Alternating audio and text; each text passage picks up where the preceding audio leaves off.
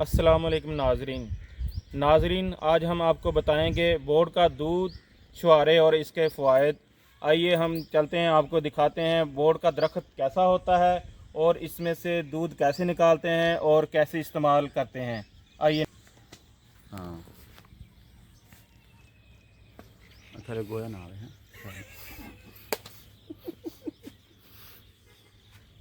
मेरी आवाज़ आ गई। नाजरीन, बोर्ड के दूध की ये कॉम्पल होती है, ये एंड पे होती है, ये देखें अच्छी तरह।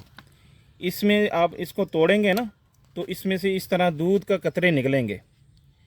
ये दूध के कतरे इस्तेमाल करने हैं आपने। ये आपने एक छुहारा लेना है, उसमें से गुठली निकाल देनी है आपने।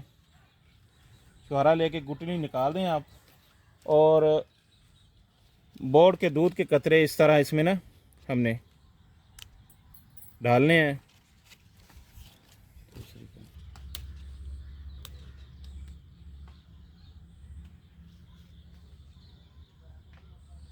नाज़रीन देखें, इसमें से ये कतरे निकल रहे हैं।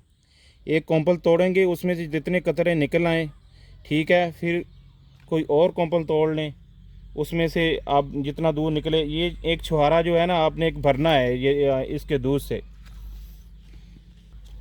ये दूसरी तोड़ने जा रहे हैं हम। ये देखें, इसमें से कतरे निकल रहे हैं दूध के।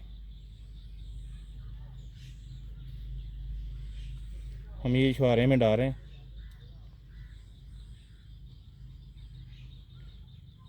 ये बिल्कुल भर के ना, ज़्यादा बेहतर है कि आप ये सुबह के वक़्त ना, निहार मुँह सुबह के वक़्त इस्तेमाल करें।